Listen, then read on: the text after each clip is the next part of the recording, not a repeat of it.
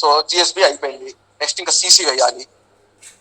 So ఇక్కడ చూడండి, CC కూడా నేను డేటా బుక్ లో నుంచి ఆ కోడ్ ఇక్కడ వేసాను చూడండి. RBR CC pavement, RBR CC pavement 5, fifth item. నాకు అక్కడ ఫిఫ్త్ ఐటమ్ కనిపించింది కాబట్టి ఆ ఫిఫ్త్ ఐటమ్ ని నేను నా సిసి ఐటమ్ గా తీసుకున్నాను. అసలు ఏముంది సిసి ఐటమ్ లో చూడండి ఒకసారి. Construction of plain cement concrete. ఇక్కడ ఏముంది? Plain cement concrete. Reinforced cement concrete అయితే మళ్ళీ డేటా మారిపోతుంది. ఇక్కడ plain cement concrete over prepared GSB with 43 grade cement of nominal mix. మనం 53 గ్రేడ్ వాడినా 43 గ్రేడ్ వాడినా ఇంచుమించు రేట్స్ ఒకటే, మనకి దానికి ఇబ్బంది ఏం లేదు. 53 అయినా వాడుకోవచ్చు, 43 అయినా వాడుకోవచ్చు. M20 mix, course and fine aggregates. ఇంకా ఏమిచ్చాడు? Not exceeding 25 mm. మనం ఇప్పుడు ఇందాక దీంట్లో చూసాం 20 mm మెటల్ నేను వాడుతున్నాను అని చెప్పాను, అట్లానే 12 mm మెటల్ వాడతాను అని చెప్పాను. ఇక్కడ కూడా అదే చెప్తున్నాను చూడండి, not exceeding 25 mm mixed in a concrete mixer. So వాడు డేటాలో చెప్పేస్తున్నాడు, ఈ డిస్క్రిప్షన్ లోనే చెప్తున్నాడు వాడు మీరు ఏమేమి వాడాలి, ఏమేమి పెట్టాలి అని చూపిస్తున్నాడు మనకి.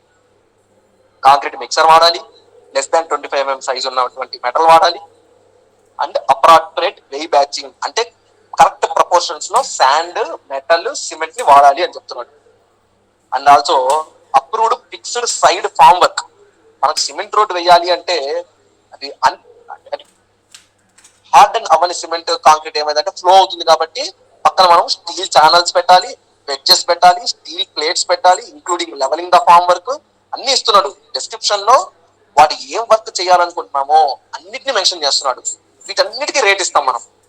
వీటన్నిటికీ ఇండివిజువల్ గా ఐటమ్స్, మెటీరియల్స్ కి ఇస్తాము, ఫామ్ వర్క్ కి ఇస్తాము, లేబర్ కి ఇస్తాము. సో అవన్నీ ఇక్కడ చూపిస్తున్నాడు వాళ్ళు. Spreading the concrete with shovels, rakes, plate vibrator and finished in continuous operation including provision of contraction and expansion joints, construction joints and చివరిలో మెన్షన్ చేశాడు curing of concrete slab for 14 days. ఇది కూడా మనం చేపియాలి. ఇవన్నీ డిస్క్రిప్షన్ లో ఉన్నాయి. వాడు వచ్చి రేపు నేను క్యూరింగ్ చేయను అంటే మనం చూపిస్తాం, అయ్యా నీకు డిస్క్రిప్షన్ లోనే చెప్పాను, క్యూరింగ్ కూడా చేయించడానికి మనం రేట్ ఇస్తున్నాము, నువ్వు చేపియాల్సిందే అని మనం చేపియాలి. నెక్స్ట్ ఇక్కడ చూడండి ఆర్బిఆర్, ఇది కూడా సెట్ చేసుకోవాలి. డేటా బుక్ ఓపెన్ చేస్తాము, దీన్ని ఒకసారి కాపీ చేసుకొని ఇదిగోండి డేటా బుక్ లో సిమెంట్ కాంక్రీట్ పేమెంట్ అని ఒక షీట్ ఉంటుంది. ఆ షీట్ లోకి వెళ్ళిపోయి మనకి ఇదేంటి, ఫస్ట్ ఏంటి, డ్రై లీన్ సిమెంట్ కాంక్రీట్. ఇది మనకి ప్రిఫరబుల్ కాదు. నెక్స్ట్ మనం నెక్స్ట్ వెళ్ళండి, ఇదిగోండి సిమెంట్ కాంక్రీట్ పేమెంట్ కి వాడే ఐటమ్ తీసుకుంటాం. సో దీన్ని అక్కడ కాపీ పేస్ట్ చేసుకోవాలి. ఈ ఐటమ్స్ అన్నిటిని కాపీ పేస్ట్ చేసుకోవాలి. ఈ ఐటమ్స్ మొత్తం కాపీ పేస్ట్ చేసుకోవాలి. సో ఇందులో మనం ఏదైతే ఎగ్జిక్యూట్ చేస్తామో వాటి వరకు ఉంచుకొని మిగతా 0 చేసుకోవచ్చు. ఆ ఆప్షన్ మనకు ఉంది. 0 చేసుకునే ఆప్షన్ మంది. ఇది మార్చకూడదు మనం. ఈ ఎల్లో కలర్ లో ఉన్నవి మనం మార్చకూడదు, కానీ దీన్ని 0 చేసుకోవచ్చు. సపోజ్ నేను ఇక్కడ సర్వేయర్ అని ఉంది. ఈ సర్వేయర్ మనకేమి చూపించారు అంటే మనకి కరెక్ట్ గా రెవెన్యూ ల్యాండ్ చూపించి మన రోడ్ వేయడానికి సర్వేయర్ హెల్ప్ తీసుకోవట్లేదు కాబట్టి దీన్ని కావాలంటే 0 చేసుకోవచ్చు. కొన్ని డివిజన్స్ లో దీన్ని అసలు 0 చేస్తారు. మనం ఒకవేళ మనం వాల్యూ వేసి పంపించిన కొన్ని డివిజన్స్ లో 0 చేసేస్తారు. సో మన అంటే డివిజన్ ఆఫీస్ వాళ్ళు అప్రూవ్ చేస్తే ఓకే, అప్రూవ్ చేయకపోతే దీన్ని 0 చేసుకోవాలి. దాన్ని మనము కాపీ పేస్ట్ చేసుకున్నాము. ఇక్కడ చూడండి మీరు, టేకింగ్ అవుట్పుట్ 75 cubic meter. ఇది మొత్తం అంట 75 cubic meter కి సంబంధించినటువంటి క్వాంటిటీస్. చివరిలో టోటల్ కూడా దానికి వస్తుంది, కాస్ట్ ఫర్ 75 cubic meter.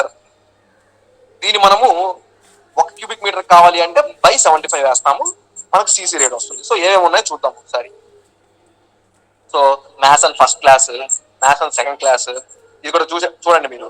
నేను ఇక్కడ కోడ్ కూడా మెన్షన్ చేశాను. ల్యాబ్ అంటే లేబర్ 00091 00011 మజ్దూర్ 00120. ఇవన్నీ నేను ఇక్కడ మెన్షన్ చేశాను. ఇంకా సర్వేయర్. హలో చెప్పరా, ఏమైంది?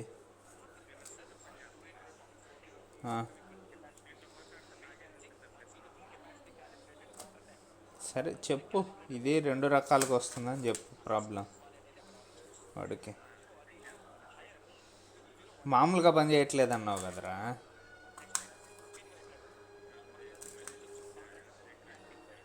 ఆ, మామూలుగా కూడా వస్తుంది. ఆ,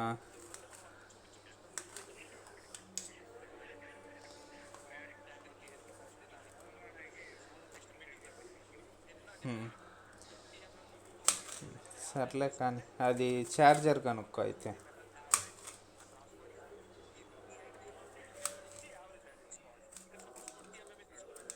సరే.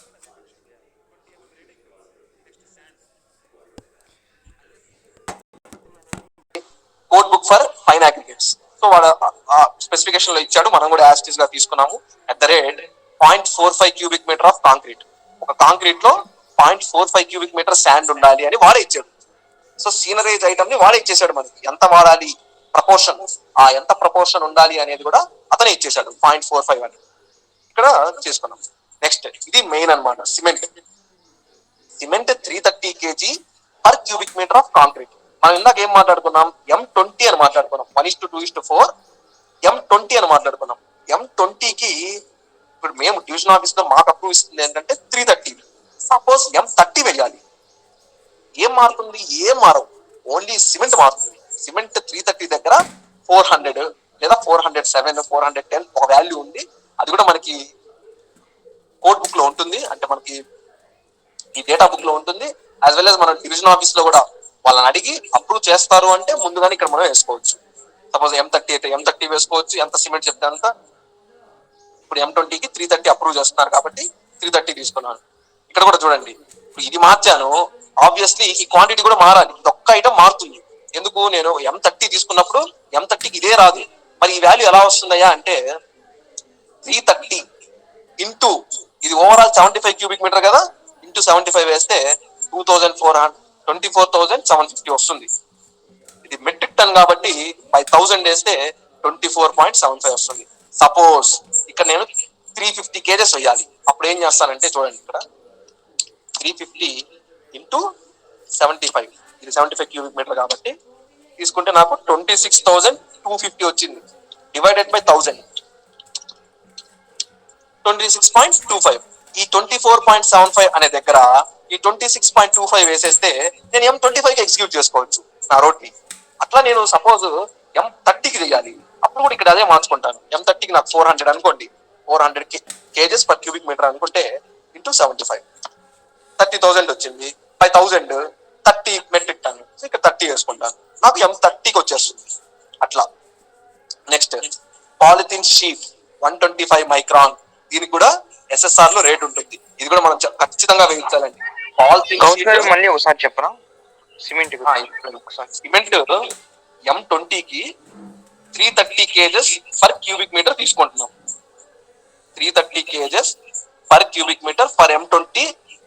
ఆ రోడ్ M20 రోడ్డుకి 330 కేజెస్ తీసుకున్నాం. సపోజ్ మీరు M30 తీసుకోవాలి, మీకు ట్రాఫిక్ ఎక్కువ ఉంటుంది, లేదా అది main road, village centre road, నాకు మెయిన్ రోడ్డు, నేను 2 పేమెంట్స్ వేయాలి అనుకున్నప్పుడు, అంటే మల్టీ లేన్ పేమెంట్ వేయాలి అనుకున్నప్పుడు నేను M30 ఎగ్జిక్యూట్ చేయాలి. సో M30కి 400 కేజెస్ అనుకోండి. సపోజ్ మా డివిజన్ ఆఫీస్ లో 400 కేజెస్ ప్రెసెంట్ అప్రూవ్ చేస్తున్నారు M30కి.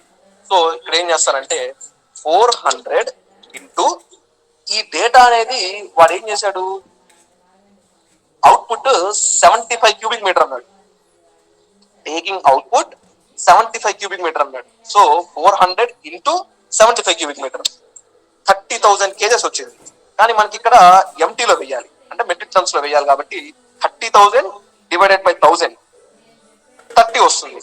ఈ 30 అనేది ఇక్కడ తీసుకున్నారు అనుకోండి. సపోజ్ మీరు ఈ వాల్యూ ఈ 7,166 అనేది M30 కాంక్రీట్ కి వచ్చింది. ఇప్పుడు మనకి ఇది లేదు, ప్రీవియస్ వాల్యూ వచ్చింది ఎంత వస్తుంది చూడండి, 6,862. M20కి అయితే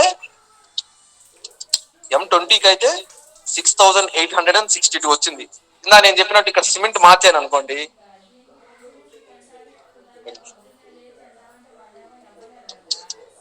ఇక్కడ ఎంత వచ్చింది, ఇది M30కి వచ్చింది.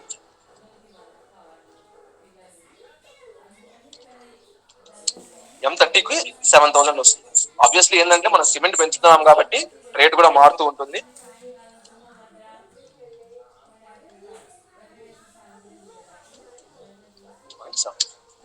సో ఇది సో ఇక్కడ మీరు సిమెంట్ M20 తీసుకుంటున్నాం కాబట్టి 330 కేజెస్, M25 తీసుకుంటే వాళ్ళు ఎంత అప్రూవ్ చేస్తారో కనుక్కొని అంతే వేసుకోవచ్చు. ఇక్కడ మెన్షన్ చేయొచ్చు cement @330 kgs for M20, 400 kgs for M30 అని మనం ఇక్కడ మెన్షన్ చేసుకోవచ్చు. నేను మెన్షన్ చేయలేదు, మీరు చేసుకోవాలనుకుంటే అట్లా కూడా మెన్షన్ చేసుకోవచ్చు. ఓకేనా?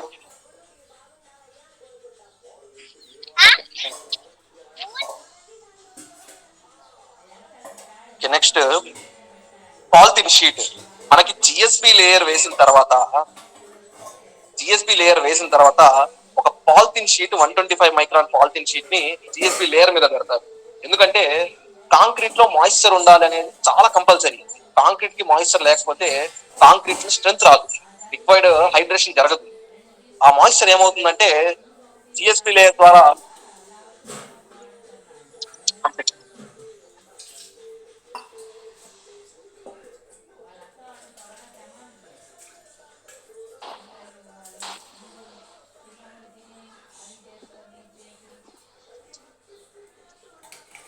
ఓకే అనిపిస్తుందా? ఓకే. సో ఈ పాలిథిన్ షీట్ అనేది వేసినప్పుడు ఏమవుతుందంటే కాంక్రీట్ లో ఉండే ఆ మాయిశ్చర్ జిఎస్బి లేయర్ లోకి వెళ్లకుండా, డ్రైన్ అవ్వకుండా, సో బాటమ్ కి గ్రావిటీ ద్వారా డ్రైన్ అవ్వకుండా ఈ పాలిథిన్ షీట్ ఆపుతుంది. సో అదే చూపిస్తాను చూడండి. సో ఇది ఈ పాలిథిన్ షీట్స్ అనేవి రోల్స్ లో ఉంటాయి, కేజెస్ లో అవైలబుల్ గా ఉంటుంది. సో 100 మీటర్స్ అంటే ఒక 16 కేజెస్ రోల్ వస్తుంది. ఇట్లాగా ఈ రోల్ తెచ్చుకోవచ్చు. ఈ రోల్ ని మనం అక్కడ సైట్ లో ఖచ్చితంగా జిఎస్పి పైన సీసీ వేసే ముందు ఇది స్ప్రెడ్ చేస్తే కనుక ఆ వాటర్ అనేది సీసీలో ఉండే ఆ వాటర్ అనేది బాటమ్ లేయర్స్ కి వెళ్లకుండా ఆ హైడ్రేషన్ జరుగుతుంది అండ్ కాంక్రీట్ కి రిక్వైర్డ్ స్ట్రెంత్ అనేది వస్తుంది. తర్వాత మనం ఇందాక వైబ్రేటర్ గురించి మాట్లాడుకున్నాం. పిన్ అంటే ప్లేట్ వైబ్రేటర్. ఇది 2-in-1 అనమాట. ఇది 2-in-1 వైబ్రేటర్. ఇది కనుక తెచ్చుకుంటే చాలా బెస్ట్ అనమాట. రెండు ఉండాలి కంపల్సరీ. ఇదైతే 2-in-1. కొన్ని చోట్ల ఇది సపరేట్ గా ఉంటుంది, ఇది సపరేట్ గా ఉంటుంది. అట్లానే ఇది చూడండి, ఈ పిన్ అనేది కంపల్సరీ. ఇది బిల్డింగ్స్ లో అయితే కనుక దీని సైజు 40 mm చిన్నది వస్తాయి. కానీ రోడ్ కాబట్టి 80 mm, మినిమం 80 or 60 mm ఈ నీడిల్ కనుక తెచ్చుకుంటే మనకి ఫాస్ట్ గా అండ్ యాక్యురేట్ గా కాంపాక్షన్ జరుగుతుంది. అండ్ ఆల్సో ఇది ప్లేట్ వైబ్రేటర్. సో ఫస్ట్ మనము పిన్ వైబ్రేటర్, నీడిల్ వైబ్రేటర్ వాడతాము. తర్వాత ఫ్లాట్ వైబ్రేటర్ కూడా వాడతాం. మనం అదే డేటాలో కూడా చూపించాం. ప్లేట్ వైబ్రేటర్ చూపించాము, పిన్ వైబ్రేటర్ చూపించాము. ఇదైతే లేయర్ ప్యారల్ గా లైన్ బై లైన్ చేసుకుంటూ వస్తారు దీంతో. ఇదైతే హోల్స్ మాదిరి అన్నిట్లో ప్రతి చోట ప్రతి 100 mm లేదా 200 mm స్పేస్ లో పాయింట్ చేసుకుంటూ వెళ్ళిపోతారు. కరెక్ట్ గా పర్పెండిక్యులర్ గా పాయింట్ చేసుకుంటూ వెళ్ళిపోతే అడ్జసెంట్ లేయర్స్ అన్ని కూడా కాంపాక్ట్ అవుతాయి. Required desired quantity and volume లో అచీవ్ అవుతాం. సో ఇక్కడ అదే మెన్షన్ చేశాం చూడండి.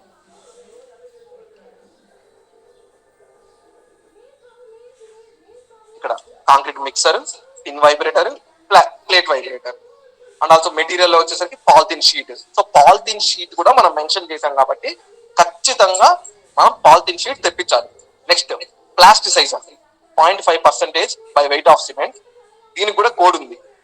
SSR లో ఈ కోడ్ తో సెట్ చేసుకొని ఇక్కడ రేట్ వేసుకోవాలి. ఇదేంటి ప్లాస్టిసైజర్ అంటే ఏంటంటే జనరల్ గా ఈ ప్లాస్టిసైజర్స్ ఏం చేస్తాయంటే వాటర్ వాళ్ళు మనకు చెప్పినంత వాటర్ యాడ్ చేయకపోతే స్ట్రెంత్ రాదు. కాబట్టి ఈ ప్లాస్టిసైజర్స్ ఏం చేస్తాయంటే ఆ మాయిశ్చర్ ని హోల్డ్ చేసి పెడతాయి. కాంక్రీట్ మెటీరియల్ మధ్యలో ఉండే ఆ మాయిశ్చర్ ని హోల్డ్ చేసి పెడతాయి ఈ ప్లాస్టిసైజర్స్. అందుకని ఈ ప్లాస్టిసైజర్స్ కూడా మనం వాడాలి. అది లీటర్ రేట్ ఉంటుంది 233 రూపీస్. SSR లో ఇది సెట్ చేసుకోండి. అండ్ ఆల్సో క్యూరింగ్ నేనైతే ఇక్కడ మెన్షన్ చేయలేదు. క్యూరింగ్ కూడా మనం మెన్షన్ చేసి క్యూరింగ్ కూడా వేసుకోవాలి. ఇక్కడ మెటీరియల్ మీరు ఇంకా చూడండి, ఇక్కడ ఒకసారి డేటా బుక్ లో చూడండి. శాండ్, సిమెంట్ వాడైతే 310 ఇచ్చాడు. 310 kgs ఇచ్చాడు శాండ్, సిమెంట్. చూడండి ఇక్కడ నేనైతే 330 వేశాను, వాళ్ళు 310 ఇచ్చారు. తర్వాత పాలిథిన్ షీట్ ఇచ్చారు. ఒకవేళ 12 bars పెడితే మైల్డ్ స్టీల్ 12 bar కూడా ఇచ్చాడు. అది కూడా ఎలా క్యాలిక్యులేట్ చేయాలో కూడా క్యాలిక్యులేషన్ కూడా ఇస్తాడు మనకి. ఇది టన్ రేట్ ఉంటుంది. స్టీల్ మనం లీడ్ లో స్టీల్ క్యాలిక్యులేట్ చేసుకుంటాము, అది ఇక్కడ ప్లేస్ చేసుకుంటాము. Next bitumen primer. మనము జాయింట్స్ అని మాట్లాడుకున్నాం ఇందాక. ట్రాన్స్వర్స్ జాయింట్స్ అయితే perpendicular to the length, longitudinal joint అయితే parallel to the length of the CC road, so అక్కడ మనము ఆ జాయింట్ లో ఈ బిటుమెన్ ప్రైమర్స్ వేస్తారు, తర్వాత బిటుమెన్ సీలెంట్. సో ఇవన్నీ కూడా మనం వేస్తే, మనం పని చేపించగలిగితే ఇవన్నీ పెట్టుకోవాలి అందులో. సో ప్లాస్టిసైజర్స్ వాడతాం కాబట్టి ప్లాస్టిసైజర్స్, క్యూరింగ్ కాంపౌండ్ ఉంది. ఇది క్యూరింగ్ కాంపౌండ్ వాళ్ళు వేయరు, వాళ్ళు చేయరు. మన దగ్గర ఏంటంటే క్యూరింగ్ త్రూ పాండింగ్ ద్వారా, పాండింగ్ అనే టెక్నిక్ ద్వారా క్యూరింగ్ చేస్తారు కాబట్టి ఇది కూడా మనం వాడం కాబట్టి నేను తీసేసాను. మీరు ఎవరైనా వేస్తారనుకుంటే ఇది కూడా పెట్టుకోవచ్చు. తర్వాత వాటర్ ఫర్ క్యూరింగ్, ఇదిగోండి. సో వాటర్ ఫర్ క్యూరింగ్ వేసుకొని మనకి ఈ రేట్ వస్తుంది. ఇంకేమున్నాయి, joint filler board 20 mm thick. ఈ జాయింట్ ఫిల్లర్ బోర్డ్ అంటే ఏంటంటే మాస్టిక్ ప్యాడ్స్ ఉంటాయి. మనకి మాస్టిక్ ప్యాడ్ అవైలబుల్ గా ఉంటుంది మార్కెట్ లో. ఆ మాస్టిక్ ప్యాడ్ ని ఆ జాయింట్ మధ్యలో పెట్టేసి దానిపైన ఈ బిటుమినస్ ప్రైమర్స్ వేస్తారు. సో ఆ మాస్టిక్ ప్యాడ్ మీరు పెట్టించగలిగితే అది 20 mm థిక్ ఉంటుంది, 19 ఉంటుంది, 25 ఉంటుంది. సో మినిమం ఒక జాయింట్ 25 mm ఉండాలి కాబట్టి ఈ జాయింట్ ఫిల్లర్ 20 mm థిక్ అందులో పెట్టేసి, ఒకవేళ మనం ఈ రోజు క్లోజ్ చేస్తున్నాం వర్క్, ఆ క్లోజ్ చేసే దగ్గర ఈ మాస్టిక్ ప్యాడ్ ని పెడతాం. అదే జాయింట్ ఫిల్లర్ బోర్డ్. ఈ ఎక్స్పాన్షన్ కానీ కాంట్రాక్షన్స్ కానీ రోడ్ డ్యామేజ్ అవ్వకుండా ఉంటుంది. సో ఇది వాడతాము. దీనికి కూడా SSR లో రేట్ ఉంటుంది, ఆ రేట్ ఇక్కడ వేసుకుంటాం. నెక్స్ట్ ఏం చేశారు, ఫార్మ్ వర్క్ @ 3%. ఇప్పుడు ఇందాక మనం మాట్లాడుకున్నాం, ఛానల్స్ కానివ్వండి, షోవెల్స్ కానివ్వండి, వాళ్ళు నట్లు తెచ్చుకుంటారు, బోన్స్ తెచ్చుకుంటారు, వాటన్నిటికీ కూడా 3%. A+B+C. ఏ అంటే ఏమో లేబర్, బి అంటే ఏమో మిషనరీ, సి అంటే మెటీరియల్. ఆ మొత్తం యాడ్ చేస్తే మనకి ఇంత వచ్చింది. దానికి 3% ఫార్మ్ వర్క్ ఇస్తాం. సో ఈ టోటల్ ఏదైతే ఉందో ఇది 75 క్యూబిక్ మీటర్ వచ్చింది. మనకేం కావాలి, 1 క్యూబిక్ మీటర్ కావాలి. సో డివైడెడ్ బై 75, ఇది 1 క్యూబిక్ మీటర్ M20 రేట్ అనమాట. మీరు M30 వేయాలి, లేదు మీరు ఇంకొద్దిగా ఆ డేటాలో ఇచ్చినట్టు జాయింట్ ఫిల్లర్స్ పెట్టుకుంటారు, బిటుమినస్ సీలెంట్ పెట్టుకుంటామంటే అవన్నీ మీరు యాడ్ చేసుకోవచ్చు. దాన్ని కూడా మీరు ఇక్కడ యాడ్ చేసుకొని, మధ్యలో ఎక్కడైనా యాడ్ చేసుకొని మీరు డేటా కట్టవచ్చు అనమాట. ఇది సిసి ప్రాసెస్. మళ్ళీ సిసి రోడ్ దాంట్లోకి వెళ్దాము. 1:1 ఎస్టిమేట్ లోకి వెళ్తే 1:1 100 meters. నేనేమన్నాను ఇందాక, సిసి తగ్గుతూ పోతుంది. పైకి వచ్చేసరికి లేయర్స్ పై లేయర్ పైకి వస్తే ఈ సిసి అనేది తగ్గుతూ పోతుంది. నాకు ఇది 3 meters చాలు. అది ఇంటర్నల్ రోడ్ కాబట్టి అంత మించి నాకు లేదు. సో 3 meters నేను ఎగ్జిక్యూట్ చేస్తాను. సో ఆ 3 meters ఇక్కడ నేను చూపించాను. ఇంటూ 0.17 51 క్యూబిక్ మీటర్ వచ్చింది. ఈ రేట్ ఈ డేటా బుక్ లో ఇందా మనం రేట్ కట్టాం 688.67. ఆ రేట్ ఇక్కడ చూపించాను. సో నాకు ఇంత వాల్యూ వచ్చింది. సో ఇది ఇంకా తర్వాత సిసి వేసిన తర్వాత మనం క్యూరింగ్ చేపిస్తాం 14 days. ఆ తర్వాత క్యూసీ చేపించాల్సిన దానికంటే ముందు మనము షోల్డర్స్ చేయాలి. ఈ షోల్డర్ ని ప్రొటెక్షన్ వర్క్ అంటారు. ఇక్కడ షోల్డర్ ఇక్కడ కూడా చూడండి. దీనికి కూడా డేటా బుక్ లో ఒక కోడ్ ఉంటుంది. ఆ కోడ్ ఇక్కడ నేను మెన్షన్ చేశాను. ఆ కోడ్ లో filling with selected earth the space between CC road and drain including spreading the gravel అయితే గ్రావెల్, సెలెక్టెడ్ ఎర్త్ అయితే selected earth, breaking clots and sectioning, rolling with hand roller. అక్కడ mechanic roller సరిపోదు కాబట్టి rolling with hand roller using required water. So irrespective of thickness in layer. అంటే ఇక్కడ ఈ విధంగా మనకి షోల్డర్స్ వస్తాయి. అంటే ఎగ్జాక్ట్ గా ఇలా స్లోప్ గా రాదు, పాసిబుల్ లేదు. మన లేదంటే డైరెక్ట్ గా ఇలా వేసేస్తారు. సో ఇట్లా యాక్చువల్ గా స్లోప్ పెట్టుకోవాలి. సపోజ్ ఇది 0.17 అయినప్పుడు ఈ ఎడ్జ్ లో మాత్రం 0.15 ఉండాలి. అప్పుడు స్లోప్ వస్తుంది అనమాట, రిక్వైర్డ్ స్లోప్. సో ప్రాపర్ గా వాటర్ ఆగకుండా పక్కకి డ్రైన్ అయిపోతుంది. సో ఆ షోల్డర్ అనేది ఈ ఎడ్జ్ లో 0.17 ఉండాలి, ఇక్కడైతే 0.15 ఉండాలి. వాళ్ళు అలా చేయరు, డైరెక్ట్ గా ఆ పక్కన స్పేస్ ఉంటుంది కాబట్టి అక్కడ మట్టి తోలేసి వెళ్ళిపోతారు. అదే షోల్డర్స్ అయిపోతుంది. ఖచ్చితంగా మనము షోల్డర్స్ వేయించాలి. షోల్డర్స్ వేయించకపోతే ఇప్పుడు క్యూసీ వాళ్ళు సర్టిఫికేట్ కూడా ఇవ్వట్లేదు. సో ఇది మనం ఎగ్జిక్యూషన్ లో జాగ్రత్త తీసుకోవాలి. సో ఈ డేటా కట్టాము. ఇక్కడ ఏముంది, initial cost for selected earth 6 cubic meter. ఈ 245 అనేది లీడ్ లో మనం ఫస్ట్ ఐటమ్ అదే సెలెక్టెడ్ ఎర్త్. ఇక్కడ టోటల్ మనకి లాస్ట్ లో వస్తుంది 245.33. సో లీడ్ లో నుంచి కాపీ చేస్తాము.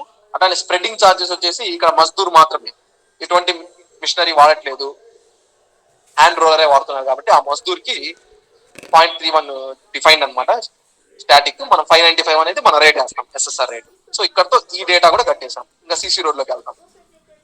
సో ఫోర్త్ ఐటమ్ వచ్చేసరికి షోల్డర్స్ 1x2 సైడ్స్, రోడ్డుకి రెండు వైపులా 1x2 100 మీటర్స్.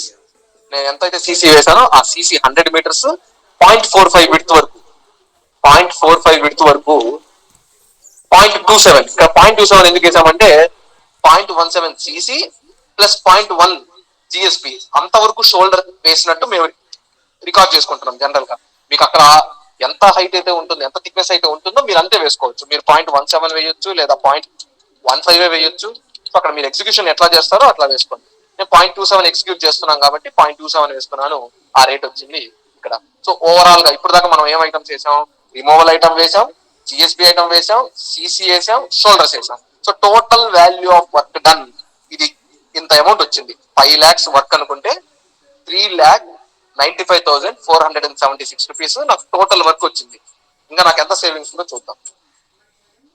నెక్స్ట్ మనకి ఇప్పుడు గ్రాంట్ ని బట్టి ఈ ప్రొవిజన్స్ మారుతాయి.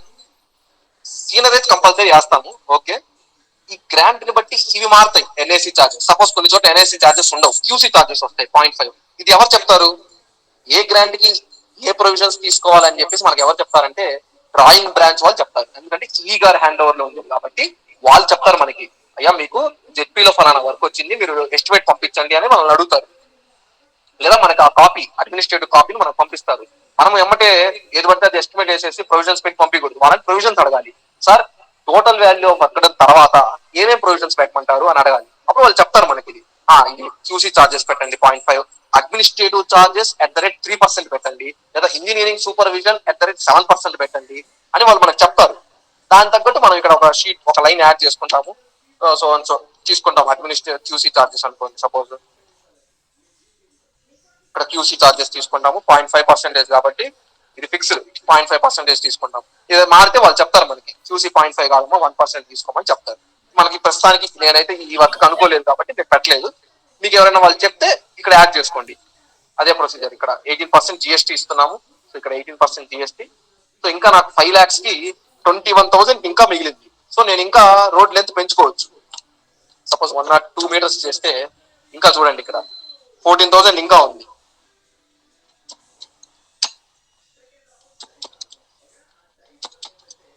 So 104 meters. సో 104 meters తీసుకుంటే నాకు 966 రూపీస్ ఇంకా మిగులుతుంది. సో ఆ 966 ఇక్కడ నేను వేసేస్తాను. 5 lakhs కి నా ఎస్టిమేట్ క్లోజ్ అయిపోయింది. అతనికి మనం కాంట్రాక్టర్ కి 104.2 meters వచ్చింది కదా, 110 meters చెప్పండి, లేదా 105 meters చెప్పండి. ఒక 1 meter ఎక్కువ చెప్పండి. ఎందుకంటే రేపు ఎగ్జిక్యూషన్ లో ఏం చేస్తారంటే వాళ్ళు ఒక 1 meter తగ్గిస్తారు. అప్పుడు ఈ సేవింగ్స్ ఇంకా పెరిగింది. సపోజ్ 104 meter వేయలేదు, వాడు 100 అనుకున్నాడు. సపోజ్ ఇక్కడ 100 వేస్తే 100 meters వర్క్ చేశాడు అనుకోండి, 20,000 మిగులుతుంది. మనం ఆ 20,000 కి సపరేట్ గా మళ్ళీ పిలిపించి వేయించలేము. కాబట్టి మీరు చెప్పేటప్పుడు 105 meters చెప్పండి. 3,000 ఎక్సెస్ అయినా ప్రాబ్లం లేదు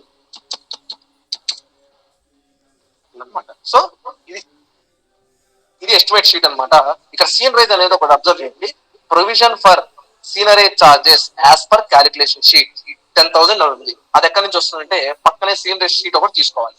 మనం జిఎస్బి వేసాం కదా, క్వాంటిటీ వచ్చేసరికి 34.39. ఇది ఎక్కడి నుంచి వచ్చింది? సెకండ్ ఐటమ్ లోకి వెళ్ళండి. GSB item 34.39. ఇది 34.39. ఇక్కడ ఐటమ్స్ లో పైన జిఎస్బి అని ఉంది, ఇక్కడేమో 41.27 ఉంది. ఇదేంటంటే ఇది కాంపాక్టెడ్ వాల్యూమ్. ఈ 34.39 అనేది కాంపాక్టెడ్ వాల్యూమ్. ఎంత కాంపాక్షన్? 0.10. 100 mm థిక్ కి డైరెక్ట్ కాంపాక్షన్ వాల్యూ తీసేసుకున్నాం. కానీ సీనరేజ్ లో వాడు లూజ్ గా తీసుకొస్తాడు కదా, 20% తీసుకోవాలి. 1.2 తో మల్టిప్లై చేస్తే 41.27 వస్తుంది. ఇది లూజ్ అనమాట, కాంపాక్టెడ్, ఇది లూజ్. అట్లానే next CC pavement estimate quantity sand ఏమో into 0.45, 53.14 into 0.45, 20 mm metal, 20 mm metal estimate quantity into 0.9.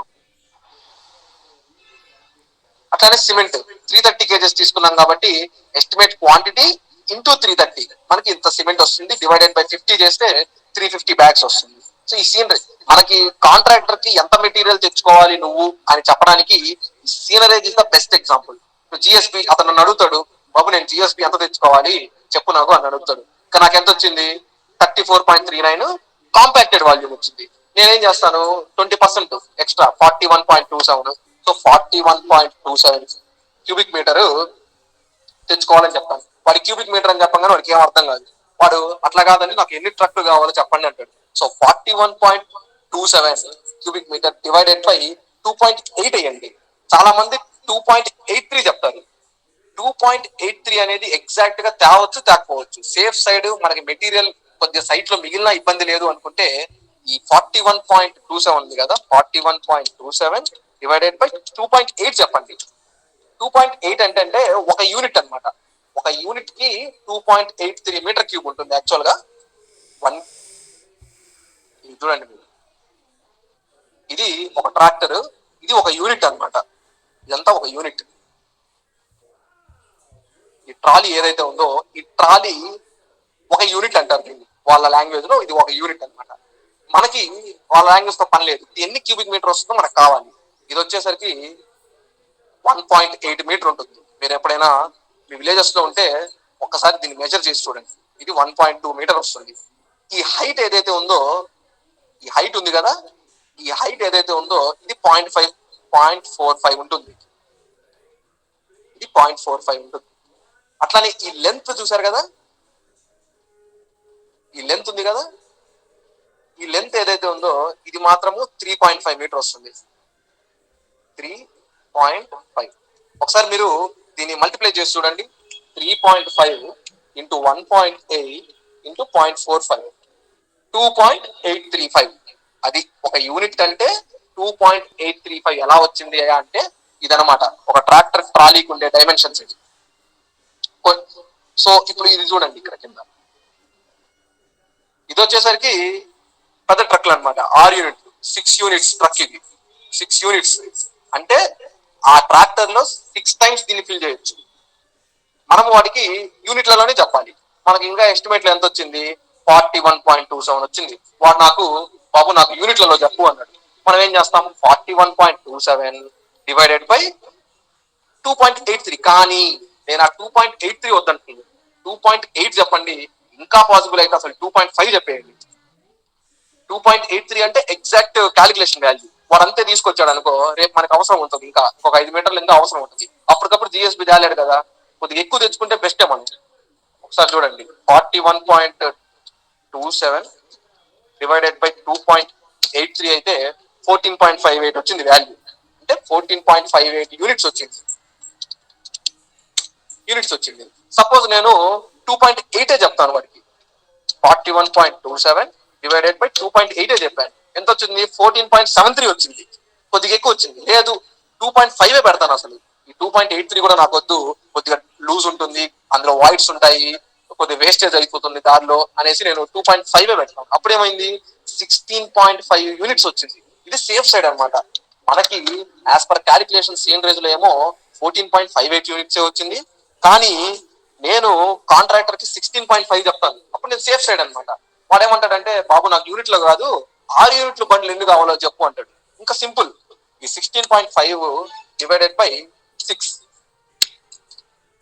2.75 వచ్చింది. 3 చెప్తాం. మూడు 6 యూనిట్ల ట్రక్కులు తెప్పిమని చెప్తాం. ఇదేమో ట్రాక్టర్లు అనమాట. యూనిట్ అంటే ఇండైరెక్ట్ గా మీరు ట్రాక్టర్ అనుకోండి.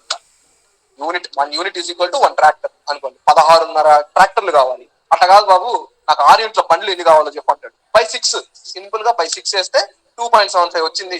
నేను 3 చెప్తాను. 2.75 మనం 2.75 తెప్పిలేంగా, అందుకే నేను 3 చెప్తాను. ఇలాంటి బండ్లు నాకు జిఎస్బికి 3 కావాలని చెప్తాను. వాడు 3 తెప్పిస్తాడు.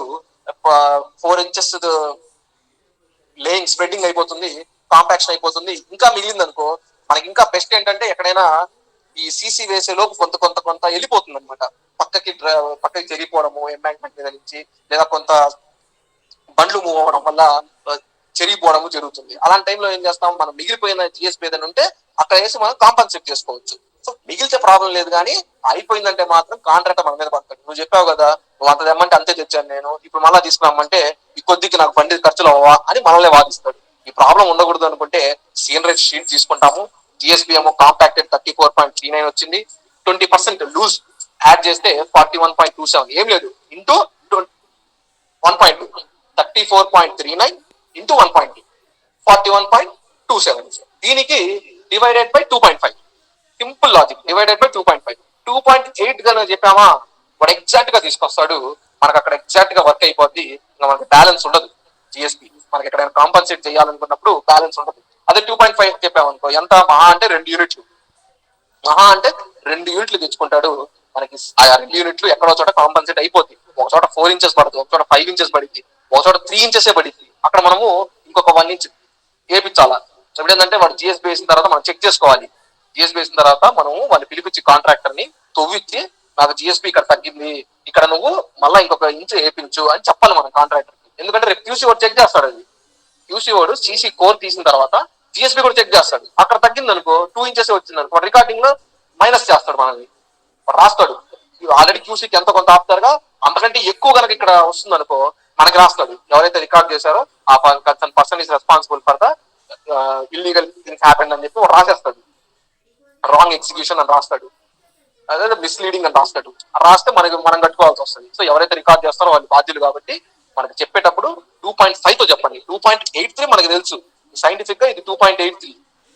ఈ మెజర్మెంట్ ఉంటే 2.83 వచ్చింది, కానీ మనం 2.5 చెప్తే సేఫ్ సైడ్ అనమాట. అట్లానే సిసి పేమెంట్ 53.14 కాంపాక్టెడ్ సిసి క్వాంటిటీ. ఇది శాండ్ ఇంటూ 0.45 23.91 వచ్చింది.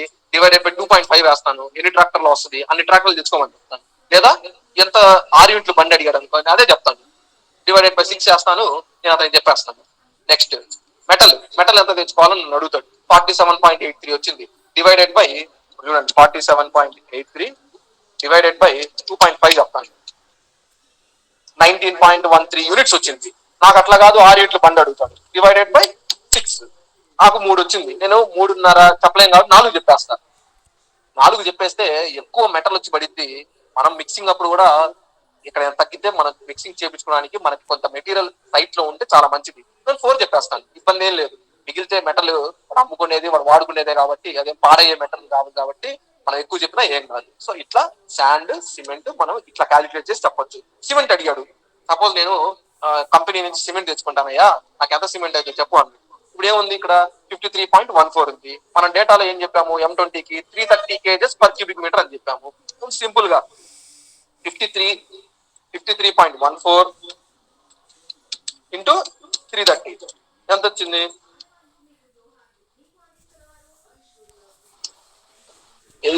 చూపించాను 17,536 kgs వచ్చింది.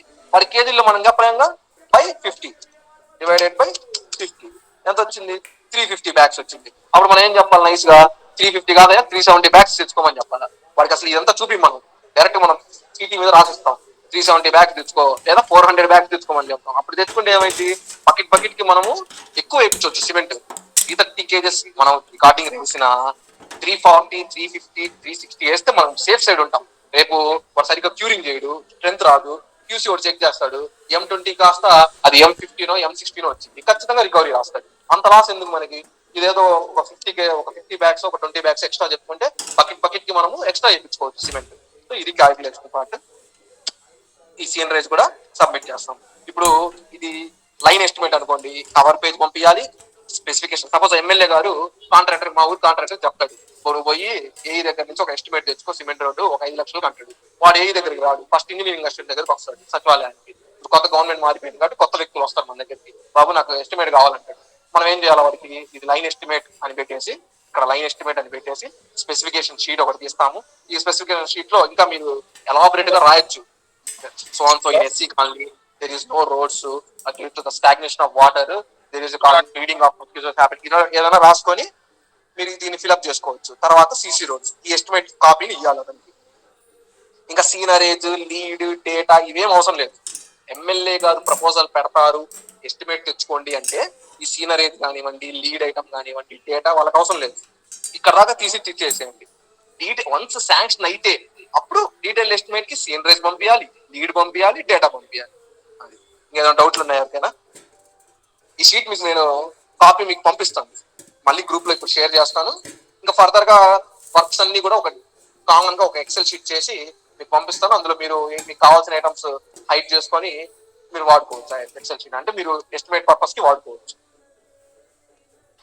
బ్రో ఆ, 23 కదా, ఆ, శాండ్ 23 స్కిన్ రేజ్ లో ఆ, ఆ, 23 కదా, ఇది ఎట్లా నాకు అర్థం కాలేదు. ఇప్పుడు చూడండి, సిసి రోడ్ ఎస్టిమేట్ లో 1:1 104.2 × 3 × 0.17 ఇది మన క్వాంటిటీ. ఎంత వచ్చింది?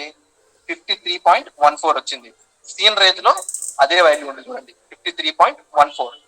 శాండ్ ఫర్ కాంక్రీట్ ఎంత అంటే మన డేటాలో ఇక్కడ చూడండి మీరు, అన్ని డేటాలోనే ఉంటాయి. Sand @0.45 cubic metre of concrete అన్నాడు. అంటే 0.45 cubic metre, 1 cubic metre of concrete లో 0.45 క్యూబిక్ మీటర్ తీసుకోండి అని వాడు మెన్షన్ చేశాడు. ఇక్కడ కూడా అదే చేశాం. ఇక్కడ చూడండి, 53.14 ఇంటూ 0.45 23.91. ఆ 23.91 ఇక్కడ వేశాను. దాని value rate 100 rupees. So 23.91 into 100 2391. ఈ అమౌంట్ ఏంటి? ఈ సీనరేజ్ అమౌంట్ అసలు ఎవరు తీసుకుంటారు అంటే మైనింగ్ వాళ్ళకి మనం ట్యాక్స్ కట్టాలి. మనం ఈ వర్క్ చేపించుకున్నందుకు మెటీరియల్ తెచ్చుకున్నాం కదా, ఆ మెటీరియల్ కి మైనింగ్ డిపార్ట్మెంట్ కి ఈ 10,410 రూపీస్ అనేది మన డిపార్ట్మెంట్ వాళ్ళు పే చేస్తారు. మనం ఎంత వర్క్ చేస్తే అంత సీనరేజ్ వస్తుంది. ఆ సీనరేజ్ అమౌంట్ ఆ డిపార్ట్మెంట్ కి పే చేస్తారు. ఆ పేమెంట్ ఎలా చేయాలి అంటే ఆ వాల్యూ ఇక్కడ వస్తుంది మనకి. సో 23.91 వాళ్ళు ఆల్రెడీ ఇది మనకి ఇంత ముందే మెన్షన్ చేశారు. సీనరేజ్ చార్జెస్ ఇంత ముందే చెప్పారు. 2016-17 ఆ టైంలో ఒక అమెండ్మెంట్ వచ్చింది. అక్కడ 100 రూపీస్ స్టాండ్ కి అయితే, మెటల్ కి అయితే 90 రూపీస్, ఇంకా బ్రిక్స్ కి అయితే 1000 బ్రిక్స్ కి 80 రూపీస్, అట్లా అనమాట. ఆ విధంగా సీనరేజ్ చార్జెస్. ఇప్పుడు సపోజ్ ఎర్త్ ఉంది, ఇప్పుడు ఇక్కడ షోల్డర్స్ ఉంది, షోల్డర్ కి అయితే ఎర్త్ కి అయితే 45 రూపీస్, అట్లా స్టాండ్ కి అయితే 100, మెటల్ కి అయితే 90, ఎర్త్ కి అయితే 45, బ్రిక్స్ కి అయితే 1000 బ్రిక్స్ కి 80, అట్లా ఉంటుంది అనమాట. ఈ అమౌంట్ ని మనము గవర్నమెంట్ కి పే చేసేయాలి. అంటే మన డిపార్ట్మెంట్ ఈ అమౌంట్ ని కాంట్రాక్టర్ కి ఇవ్వకుండా హోల్డ్ చేసి దాన్ని మైనింగ్ డిపార్ట్మెంట్ కి త్రూ ఎగ్జిక్యూటివ్ ఇంజనీర్ ద్వారా పే చేసేస్తారు. సో ఈ అమౌంట్ వెళ్ళిపోతుంది. ఇది ఖచ్చితంగా మనము డీటెయిల్ ఎస్టిమేట్ ఇచ్చినప్పుడు మాత్రం ఖచ్చితంగా ఈ షీట్ వాళ్ళకి ఇవ్వాలి. ఈ షీట్ క్యాలిక్యులేషన్ షీట్ ఇవ్వాలి. అందుకే నేను ఇక్కడ మెన్షన్ చేశాను చూడండి, provision for seigniorage charges as per calculation sheet 11,486. ఇక్కడ ఇట్లా వచ్చింది 11,486. ఇది 23.91 ఎలా వచ్చింది అన్నారు కదా, ఇంటూ 0.45 చేస్తే 23.91. ఈ మెటల్ ఎలా వచ్చింది? 47.83. ఈ 53.14 ఇంటూ 0.9. ఇప్పుడు మనకి M20 అంటే ఏంటి? M20 అంటే సిమెంట్, శాండ్, అగ్రిగేట్స్ 1:2:4. లాస్ట్ 4 ఏంటి? అగ్రిగేట్స్. శాండ్ ఏంటి? 2. సిమెంట్ ఏంటి? 1. 1:2:4 అంటే సిమెంట్, శాండ్, అగ్రిగేట్స్. అగ్రిగేట్స్ ఎంత ఉంటాయో అందులో హాఫ్ శాండ్ ఉంది, తర్వాత 1 పార్ట్ ఏమో సిమెంట్ ఉంది. అది ఇక్కడ మనం దాన్ని ఇక్కడ అప్లై చేసాం అనమాట. మీకు నేనేం చేస్తానంటే సీనరేజ్ లో తర్వాత ఇక్కడ ఆ ఫ్యాక్టర్స్ కూడా ఇక్కడే రాస్తాను. మీకు 50 ఇంటూ 0.9 ఏమో మెటల్ కి, ఇంటూ 0.45 ఏమో శాండ్ కి. ఇట్లా నేను ఈసారి సీనరేజ్ ప్రిపేర్ చేసేటప్పుడు ఇట్లా రాస్తాను. లేదా మీరు డైరెక్ట్ గా ఎక్సెల్ లో దీని మీద ఇట్లా క్లిక్ చేస్తే మీకు పైన ఫార్ములా చూపిస్తుంది into 0.45. Thank you bro, thank you. ఎవరికైనా డౌట్స్ ఉన్నాయా? బ్రదర్, డేటా షీట్ లో ఉన్న డిస్క్రిప్షన్ కి డీటెయిల్ లో ఉన్న డిస్క్రిప్షన్ డిఫరెంట్ ఏంటి బ్రదర్? డీటెయిల్ లో డిస్క్రిప్షన్ అంటే అంటే ఇక్కడ మారిందనే స్పెసిఫికేషన్ పక్కన ఉంది కదా డీటెయిల్డ్ ఎస్టిమేట్ లో. ఎస్టిమేట్ లో ఉన్న డిస్క్రిప్షన్ కి మనకి ఇక్కడ ఉన్న డిస్క్రిప్షన్ డిఫరెంట్ కదా. ఏంటంటే స్పెసిఫికేషన్ లో ఏం చేసామంటే మనం ఏమేమి ఐటమ్స్ తీసుకున్నామో నేను షార్ట్ ఫామ్ లో ఇక్కడ ఇంతవరకే పెట్టాను. చూసారా ఇక్కడ removal of unsuitable soil. Next ఇది స్పెసిఫికేషన్ నెక్స్ట్ ఉంది కదా, సిసి రోడ్ అని ఉంది కదా, అందులో ఉన్నాయి కదా మనకి ఐటమ్స్ 4 ఐటమ్స్ ఉన్నాయి కదా. అదే మొత్తం ఇందులో మనకి డీటెయిల్ లో ఇప్పుడు ఫస్ట్ ది అట్లా సెకండ్, థర్డ్, ఫోర్త్ ఉంది కదా. అదే విధంగా డేటా షీట్ లో కూడా మనం అదే డిస్క్రిప్షన్ ప్రొవైడ్ చేసాం కదా. దానికి దీని డిఫరెన్స్ ఏంటంటున్నా? డిఫరెన్స్ ఏం లేదు. మనం ఐటమ్ వర్క్ చేసే వర్క్ ఇది. ఇది డేటాలో నేను ఏ వర్క్ చేయబోతున్నానో ఆ వర్క్ డేటా పెట్టుకున్నాను. నేను ఎగ్జిక్యూషన్ కూడా అదే చేశాను కాబట్టి సేమ్ డేటాని ఇక్కడ సిసి రోడ్ ఎస్టిమేట్ లో తీసుకుంటాను అంతే. రెండు సేమేనా? సేమే. ఇప్పుడు చూడండి, removal of unsuitable soils including excavation, loading and disposal, ఈ డేటా షీట్ ఇక్కడ ఫస్ట్ ఐటమ్. అట్లానే ఎస్టిమేట్ లోకి వెళ్ళండి, ఇదే సేమ్ ఐటమ్ ఉంటుంది. Removal of unsuitable soil including excavation, loading. So estimate లో కూడా అదే ఉంటుంది, ఏం మారదండి, డిస్క్రిప్షన్ అదే అది ఉంటుంది. మనకి లీడ్ డేటా షీట్ మరి డీటెయిల్ లో మనకి ఎక్కడ ఉపయోగపడింది ఇక్కడ? అదే కదా ఇప్పుడు మనము డేటాలో ఇక్కడ ఉంది చూడండి, డేటాలో మెటీరియల్ ఉంది 9.5 mm టు 4.7 mm డిఎస్పీలో. ఇక్కడ 1135 అనే ఐటమ్ అనే నెంబర్ మార్చాలి మీరు ఎవ్రీ ఇయర్. ఎలా వచ్చింది ఇది? ఇక్కడ చూడండి, లీడ్ K26 లో ఉంది. Lead K26 ego 9.5 to 4.75 mm 26 అంటే 1135 ఇక్కడ వస్తుంది. ఇంటర్లింక్ అన్నమాట. ఫస్ట్ మీరు లీడ్ చార్ట్ ప్రిపేర్ చేసుకుంటారు, దెన్ డేటా చార్ట్ ప్రిపేర్ చేసుకుంటారు, డేటా షీట్. ఆ డేటా షీట్ లో ఉండాల్సిన వాల్యూస్ ని లీడ్ లో నుంచి లింక్ ఇస్తారు. ఇప్పుడు మనం కావాల్సిన మెటీరియల్ అంతా కూడా ఇక్కడ ప్రిపేర్ చేసుకున్నాం. మైనింగ్ మెటీరియల్ ఏదైతే ఉందో అదంతా ఇక్కడ మనం ప్రిపేర్ చేసుకున్నాం. డేటాలో ఎక్కడైతే అవసరం పడుతుందో ఇక్కడ నుంచి కాపీ చేసుకుంటాం, అంతే, జస్ట్ కాపీ చేసుకుంటాం. అట్లా సపోజ్ నేను బ్రిక్ వర్క్ చేయాలి, అప్పుడు నేను బ్లైండ్ గా ఏమేమి చేసి చెప్పండి, బ్రిక్ వర్క్ చేయాలి నేను. అప్పుడు లీడ్ లో నేనేం తీసుకోవాలి? బ్రిక్స్ ఐటమ్ కూడా తీసుకోవాలి. బ్రిక్స్ నేను ఎంత దూరం నుంచి తెచ్చుకుంటున్నాను, వాటి initial cost, conveyance charges, loading and unloading charges వేసుకొని లీడ్ లో బ్రిక్స్ కి నేను ఒక కాస్ట్ తెచ్చుకోవాలి. తర్వాత డేటా తీసుకోవాలి. ఇట్లానే డేటా బుక్ ఓపెన్ చేసి బ్రిక్ మ్యాసనరీ ఎక్కడుందో చూసుకొని సూపర్ స్ట్రక్చరా సబ్ స్ట్రక్చరా తీసుకొని ఆ డేటాని నేను కాపీ పేస్ట్ చేసుకొని బ్రిక్స్ ఐటమ్ ని ఈ లీడ్ లోకి అటాచ్మెంట్ ఇవ్వాలి. ఏం లేదు, సింపుల్ ఐటమ్స్ అండి. లేబరు, మెషినరీ, ఈ రెండు ఎస్ఎస్ఆర్ లో నుంచి వస్తాయి, గుర్తుపెట్టుకోండి. లేబర్, మెషినరీ ఈ రెండు ఎస్ఎస్ఆర్ లో నుంచి వస్తాయి. మీరు స్టాటిక్ పార్ట్ ఏం మార్చరు, ఓన్లీ రేట్ మాత్రం మారుస్తారు. పోతే నెక్స్ట్ మెటీరియల్ అనేది ఉంది. మనం ఏదైతే సైట్ లో ఎగ్జిక్యూట్ చేస్తామో ఆ మెటీరియల్ కి ముందుగానే మనము లీడ్ కట్టుకోవాలి. ఎక్కడి నుంచి తెచ్చుకుంటున్నాము, కన్వేయన్స్ చార్జెస్ ఏంటి, other charges like machine crushing charges ఏంటి, బ్లాస్టింగ్ చార్జెస్ వేసుకొని మనం లీడ్ కట్టుకోవాలి. లీడ్ కట్టి పెట్టుకున్నాక డేటాలో ఈ ఐటమ్ వస్తుంది కదా, ఇది ఉంది కదా, దీనికి లీడ్ లో నుంచి కాపీ చేసుకోవాలి. ఇది మారదు, ఈ ఎల్లో పార్ట్ మారదు, క్వాంటిటీస్ మారవు, ఓన్లీ రేట్ మారదు. ఇది ఎవ్రీ ఇయర్ మారుతుంది. మీరు only green colour part every year మార్చుకోవాలి.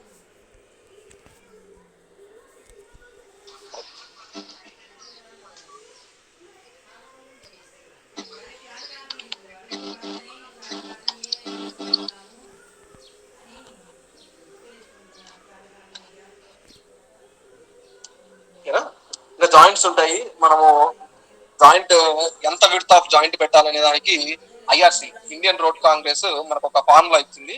జనరల్ గా సైట్ లో వాళ్ళు అయితే ఖచ్చితంగా ఆ ఫార్ములా ఫాలో అవ్వరు. జనరల్ గా ఫార్ములా ఏంటంటే width of the joint is equal to, చూపిస్తాను. ఇంకా ఈ జాయింట్ ఉన్నాయి కదా, లాంగిట్యూడినల్ జాయింట్ అంటేనేమో along the length of the CC roads ఉండేదాన్ని లాంగిట్యూడినల్ జాయింట్ అంటారు. జనరల్ గా మనం రూరల్ రోడ్స్ కి ఇది ప్రొవైడ్ చేయాలి. మరి ఎక్కడ ప్రొవైడ్ చేస్తాము అంటే మల్టీ లేన్ ట్రాఫిక్ అంటే 4 meters కంటే ఎక్కువ సిసి కనుక మీరు వెయ్యాలి అనుకుంటే ఖచ్చితంగా సెంటర్ లో ఒక లాంగిట్యూడినల్ జాయింట్ ఇవ్వాలి. అలాగే మల్టీ లేన్ పేమెంట్ అంటే అటు ట్రాఫిక్ ఇటు ట్రాఫిక్ వస్తుంది, హెవీ ట్రాఫిక్ వచ్చే ఏరియా ఇది లేదా మెయిన్ రోడ్ ఇది. అలాంటప్పుడు మాత్రం సెంటర్ లో ఖచ్చితంగా లాంగిట్యూడినల్ జాయింట్ ఇవ్వాలి. Or wherever the CC width is more than 4 meters, there we have to provide a longitudinal joint. And the width of the joint కి ఒక ఫార్ములా ఉంది. That width of the joint formula is equal to W is equal to L into D into T. అంటే ఏంటంటే L అంటే length of the concrete member. So ఎంత length మనం CC వేస్తున్నాం అనే length into difference in temperature. ఆ region లో particular region లో ఒక స్టాండర్డ్ టెంపరేచర్. ఇప్పుడు రూమ్ టెంపరేచర్ అంటే మనము బ్లైండ్ గా 27 degrees తీసుకుంటాం. అట్లానే సైట్ టెంపరేచర్ వచ్చేసరికి 40 degrees పెట్టుకోవచ్చు. ఇప్పుడైతే ఇంకా మారింది అది, సో 40 degrees పెట్టుకోవచ్చు. టీ అంటే ఏంటంటే coefficient of thermal expansion. Concrete కి కోఎఫిషియంట్ ఆఫ్ థర్మల్ ఎక్స్పాన్షన్ వచ్చేసరికి 12 into 10⁻⁻⁶ per degree rising centigrade. So దాంతో మల్టిప్లై చేస్తే మీకు ఇంచుమించుగా ఇది ఒక 22 point something వస్తుంది 100 meters అయితే. మనము 25 mm మినిమం 25 mm థిక్ తో లాంగిట్యూడినల్ జాయింట్ ప్రొవైడ్ చేస్తాం. ఇకపోతే transverse joint perpendicular to the length ఉండేదానికి ట్రాన్స్వర్స్ జాయింట్. మనం అయితే జనరల్ గా ట్రాన్స్వర్స్ జాయింట్ పెట్టిస్తాము. ఎంత ఫ్రీక్వెన్సీలో ట్రాన్స్వర్స్ జాయింట్ పెట్టాలి అనే దానికి యాక్చువల్ గా అయితే ఐఆర్సీలో ఎటువంటి రికమెండేషన్స్ లేవు, కాకపోతే ఈక్వల్ మెంబర్స్ గా పెడతారు. ఈక్వల్ నెంబర్ 4 మీటర్స్ అయితే ఈక్వల్ నెంబర్ గా పెడుతూ ఉంటారు. లాంగిట్యూడినల్ జాయింట్ కి అయితే ఇప్పుడు నేను చెప్పిన ఫార్ములాలో అప్లికేబుల్, కానీ మనం ఎక్కడ దీన్ని ఎగ్జిక్యూట్ చెయ్యం మోస్ట్లీ. మనకైతే ప్రెసెంట్ అయితే రూరల్ రోడ్స్ కి రాదు ఇది, ఇంకా కొన్ని సిచ్యువేషన్స్ లో రావచ్చు. అప్పుడు మనం ఈ ఫార్ములాని యూజ్ చేసుకుంటాము. ఇది యాక్చువల్ గా క్యూసీ వాళ్ళు ఒక రిపోర్ట్ ఇచ్చారు, సీసీ రోడ్స్ ని ఎలా చేయాలి ఏంటి అనేది క్యూసీ వాళ్ళు ఇచ్చారు. నా దగ్గర ఇక్కడ ఉండాలి అది, అది నేను గ్రూప్ లో షేర్ చేస్తాను. వాళ్ళు మెన్షన్ చేశారు మీరు జాయింట్లు పెట్టాలనుకుంటే ఈవెన్ ఈ ట్రాన్స్ఫర్స్ జాయింట్ కూడా వాళ్ళకి ఫార్ములా ఇచ్చి ఈ ఫార్ములాతోనే ట్రాన్స్ఫర్ జాయింట్ పెట్టండి అని ఇచ్చారు. నేను అది ఉంటే మీకు ఫార్వర్డ్ చేస్తాను.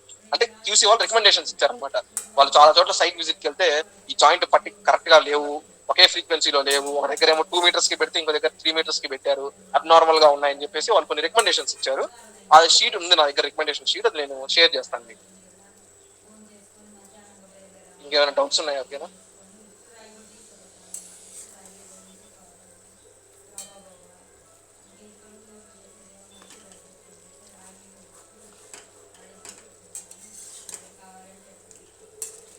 సరే, ఎవరికైనా డౌట్స్ ఉన్నాయా లేదా మీరు కంటిన్యూ చేస్తారా?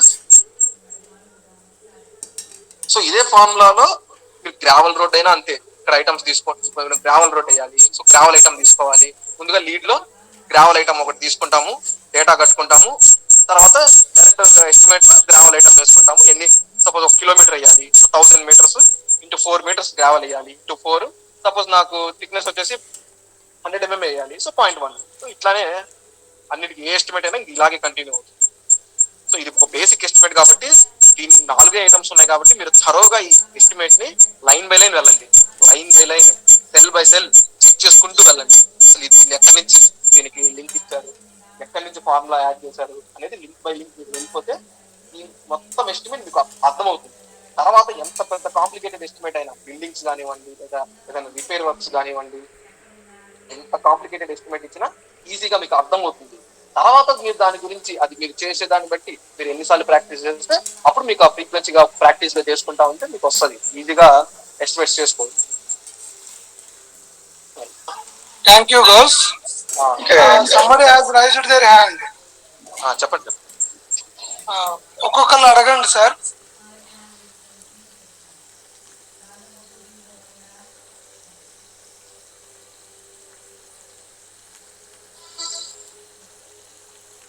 Bro, line estimate detailed estimate ఉన్నాయి కదా, రెండు సపరేట్ డాక్యుమెంట్ నేను పంపిస్తారా?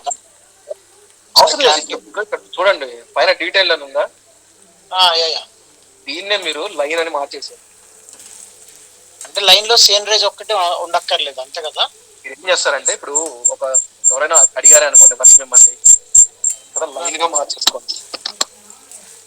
ఓకే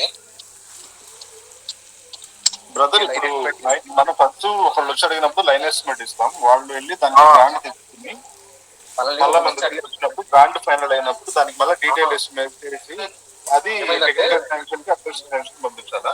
నేను చిన్న ఎగ్జాంపుల్ చెప్తాను మీకు, ఒక ప్రోటాప్ చెప్తాను చూడండి. గడప గడప వర్కులు జరిగాయి లాస్ట్ టైం, అవునా? అప్పుడు ఏం జరిగిందంటే ప్రతి డివిజన్ ఆఫీస్ లో కూడా ఎక్కడైతే మీరు గడప గడప వర్క్ చేయాలనుకుంటున్నారో వాళ్ళందరూ లైన్ ఎస్టిమేట్స్ పంపించండి అని చెప్పి డివిజన్ ఆఫీస్ నుంచి ఇన్ఫర్మేషన్ ఇచ్చారు మనకి. మన ఎంపీడీఓ లాగిన్ లో కొట్టేసాము, తర్వాత లైన్ ఎస్టిమేట్స్ పంపించాము. లైన్ ఎస్టిమేట్ లో మనము only cover page, specification page and estimate page ఈ 3 చేస్తే సరిపోతుంది. అక్కడ ఏ సంతకం పెడతారు, పంపించేస్తారు. డిఈ గారు సంతకం పెట్టాల్సిన అవసరం కూడా లేదు. ఈవెన్ 5 lakhs కాబట్టి డిఈ గారు సంతకం పెట్టకపోయినా లైన్ ఎస్టిమేట్ కాబట్టి ఒక్క ఏఈ ఎవరైతే ఫర్దర్ గా ఎగ్జిక్యూట్ చేయబోతున్నారో ఆ వ్యక్తి సంతకం పెట్టి, ఈవెన్ ఇప్పుడు మీరైనా సరే ప్రజెంట్ మిమ్మల్ని ఎవరైనా వచ్చి ఎస్టిమేట్ అడిగితే మీరు సంతకం పెట్టైనా ఇచ్చేయచ్చు లైన్ ఎస్టిమేట్ వరకు.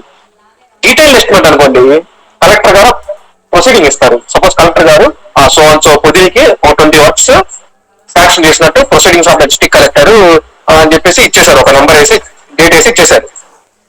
అప్పుడు మనం డివిజన్ ఆఫీస్ కి కాంట్రాక్టర్ ని పంపించాలి అగ్రిమెంట్ అవడం కోసం. అప్పుడు మనం డీటెయిల్ ఎస్టిమేట్ వేసి పంపించాలి, తీర్మానం కాపీ, డీటెయిల్ ఎస్టిమేట్ పంపించాలి. డీటెయిల్ ఎస్టిమేట్ తీసుకెళ్లిన కాంట్రాక్టర్ అక్కడ ఏం చేస్తాడంటే ముందు డీటెయిల్ ఎస్టిమేట్ ని స్క్రూటినీ చేయించుకుంటాడు. అక్కడ టెక్నికల్ శాంక్షన్ అంటారు దాన్ని, ఆ ప్రాసెస్ ని టెక్నికల్ శాంక్షన్. అది చేసేది ఎవరు? ఎగ్జిక్యూటివ్ ఇంజనీర్ ఈ గారు, ఆ డివిజన్ హెడ్. ఆయన ఎగ్జిక్యూటివ్ ఇంజనీర్ గారు టెక్నికల్ శాంక్షన్ చేస్తారు. ఆ 5 lakhs వర్క్ ని టెక్నికల్ శాంక్షన్ చేస్తే దానికి ఒక నెంబర్ వేస్తారు.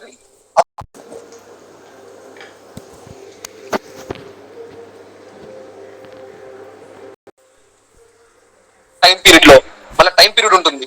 ఈ టైం అంటే అడ్మినిస్ట్రేటివ్ శాంక్షన్ ఎప్పుడైతే కలెక్టర్ గారు ఇస్తారో ఆ తర్వాత డేట్ లో 6 months అనుకోండి, సపోజ్ సీసీ రోడ్ అయితే 3 months ఇస్తారు. 3 months టైం ఫర్ కంప్లీషన్ లో అతను కంప్లీట్ చేస్తాడు అని చెప్పి అతను అగ్రిమెంట్ అవుతాడు. కొంత అమౌంట్ అక్కడ డిపాజిట్ చేసి అగ్రిమెంట్ అవుతాడు. అగ్రిమెంట్ అయ్యి మన దగ్గర తీసుకొస్తాడు. సార్ నేను అగ్రిమెంట్ అయ్యాను మీరు ఇచ్చిన క్వాంటిటీస్ కి అంటే క్వాంటిటీ కూడా ఇంపార్టెంట్. ఇక్కడ డీటెయిల్ ఎస్టిమేట్ వేసేటప్పుడు శ్రద్ధగా వేసుకోవాలి. ముందుగానే మనం రోడ్ లెంత్ తీసుకొని వేయాలి. ఎందుకంటే అగ్రిమెంట్ అయిన తర్వాత ఇన్ కేస్ సైట్ లో ఎగ్జిక్యూషన్ లో మారింది అనుకోండి, సపోజ్ 100 మీటర్లు డీటెయిల్ ఎస్టిమేట్ వేసిచ్చాను నేను, అతను వెళ్ళి అగ్రిమెంట్ అయ్యి వచ్చాడు 100 మీటర్లకి అగ్రిమెంట్ అయ్యేసి వచ్చాడు. ఇక్కడ ఎగ్జిక్యూషన్ లో వచ్చేసరికి అతను 90 మీటర్స్ వేసాడు, మిగతా 10 మీటర్లు ఎవడో ఒకటి అబ్జెక్షన్ పెట్టాడు, నా ఇంటి ముందు వేయడానికి లేదు, 90 మీటర్లు వేసుకో, నా ఇంటి ముందు నాకు రోడ్డు వద్దన్నాడు. అప్పుడు అతను 90 మీటర్లే రోడ్డు వేసాడు అనుకోండి, అక్కడ ఏమైంది, క్వాంటిటీ తగ్గింది. అగ్రిమెంట్ అయిన క్వాంటిటీ కంటే ఎగ్జిక్యూటెడ్ క్వాంటిటీ తగ్గింది కాబట్టి ఇబ్బంది లేదు. వాళ్ళు బిల్ వేసి చేస్తారు, అతనికి కాంట్రాక్టర్ కి పేమెంట్ అయిపోద్ది. ఇన్ కేస్ 100 మీటర్లు మనం వేస్తే 110 మీటర్స్ రోడ్ వేసాడు అనుకోండి, 3 మీటర్స్ విడ్త్ కదా, 3 మీటర్స్ వేయకుండా 2.5 మీటర్స్ వేసాడు. అక్కడ సైట్ లో ఒప్పుకోలేదు, ఎదురెదురు ఉన్న ఇళ్ళ వాళ్ళు ఒప్పుకోలేదు, మనకి ఫీజిబిలిటీ లేదు.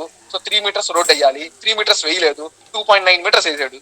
కాబట్టి కొద్దిగా రోడ్ లెంత్ పెరిగింది, విడ్త్ తగ్గింది కాబట్టి. సో 110 మీటర్స్ వచ్చింది. క్వాంటిటీ కూడా మారిపోద్ది.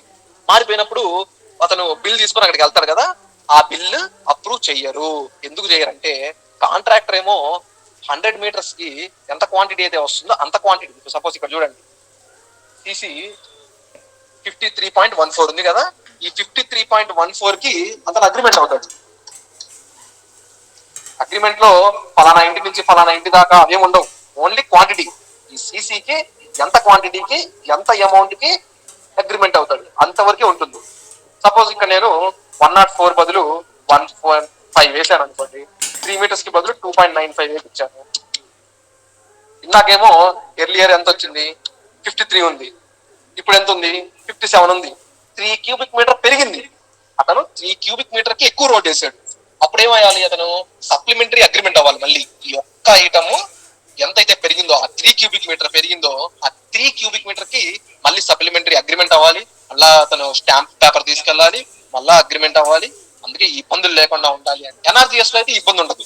ఎన్ఆర్జిఎస్ లో ఎటువంటి అగ్రిమెంట్ ఉండదు కాబట్టి ఎన్ఆర్జిఎస్ మీరు డీటెయిల్ ఎస్టిమేట్ లో 100 మీటర్లు వేసి ఎగ్జిక్యూషన్ లో 150 వేసినా ఇబ్బంది లేదు, 50 మీటర్స్ వేసినా ఇబ్బంది లేదు. కానీ మీరు అగ్రిమెంట్ వర్క్ కనుక అయితే లైక్ గడప గడప కానివ్వండి, ఎస్డిఎఫ్ కానివ్వండి, డిఎంఎఫ్ కానివ్వండి, ఎంపీ లాట్స్ కానివ్వండి, జెడ్పీసీఎఫ్ కానివ్వండి, ఇవన్నీ అగ్రిమెంట్ వర్క్స్. 5 lakhs లోపు ఉంటే అగ్రిమెంట్ వర్క్ ఎప్పుడైతే మనం ఎక్కువగా క్వాంటిటీ రికార్డ్ చేస్తామో ఖచ్చితంగా సప్లిమెంటరీ అగ్రిమెంట్ అవ్వాలి. అంత అవసరం రాకుండా చూసుకోండి. మాక్సిమం మీరు ఎంత అయితే చెప్తారో అంతకే వర్క్ చేసుకోండి. సో అది లైన్ ఎస్టిమేట్ అయితే లైన్ ఎస్టిమేట్ వేసిస్తాము, డీటెయిల్ ఎస్టిమేట్ అయితే డీటెయిల్ ఎస్టిమేట్ వేసిస్తాము. డీటెయిల్ ఎస్టిమేట్ తర్వాత ప్రొసీజర్ ఇది, అతను పోయి టెక్నికల్ శాంక్షన్ అయ్యి అగ్రిమెంట్ అయ్యి వస్తాడు మన దగ్గరికి, నేను వర్క్ చేస్తాను అని. మనం ఎంబుక్ రికార్డింగ్ లో కూడా వాళ్ళు టైం పీరియడ్ అని ఒకటి లిమిట్ పెడతారు అగ్రిమెంట్ లో. అతని దగ్గర అగ్రిమెంట్ జిరాక్స్ తీసుకుంటాం మనం, టైం పీరియడ్ ఉంటుంది. సో జనవరి 1st నుంచి మార్చ్ 31st వరకు మాత్రమే టైం పీరియడ్ ఆఫ్ కంప్లీషన్.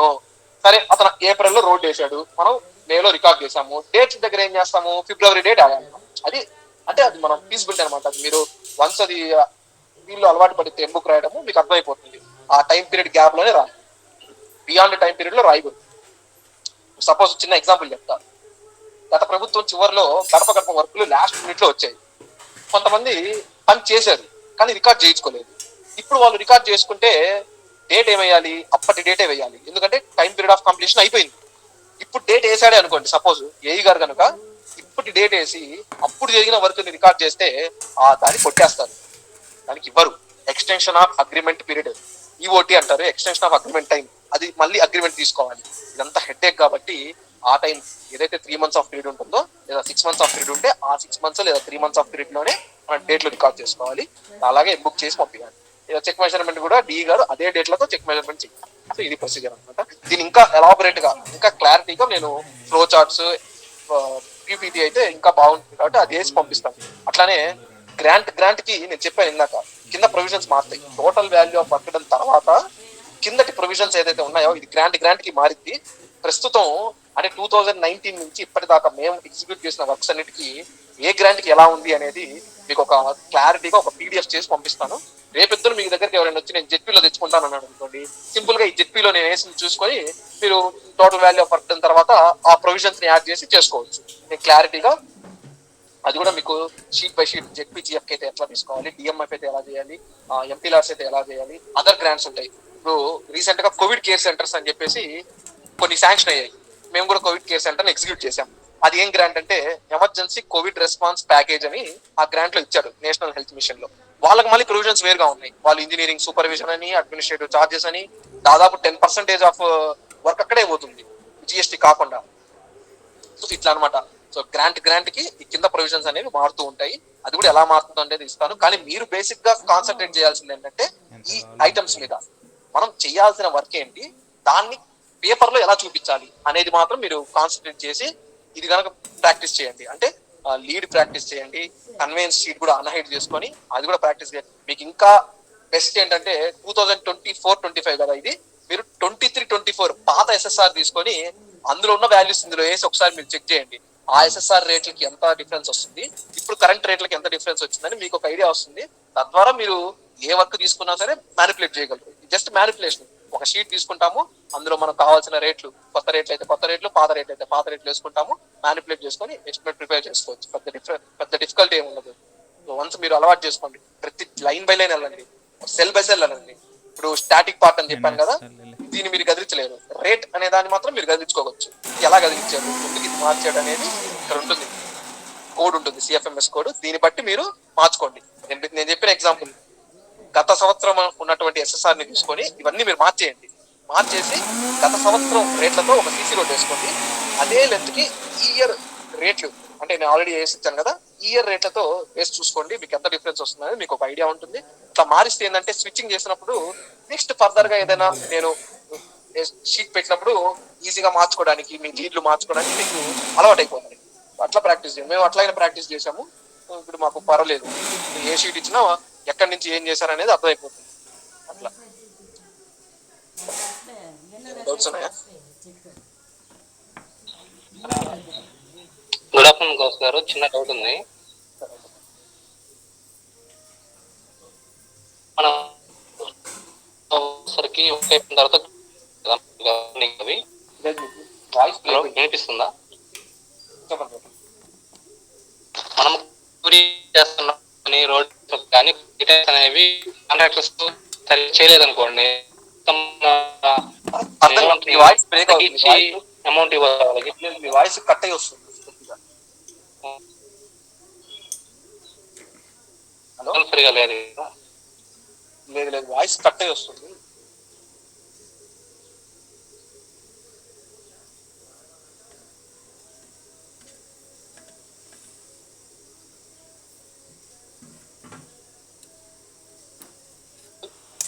ఒకసారి ఎగ్జిట్ అయ్యి మళ్ళీ రీజాయిన్ అవ్వండి రమాదేవి గారు. అండ్ ఇంకా ఎవరికైనా డౌట్స్ ఉంటే యూ కెన్ ఆస్క్ మీ.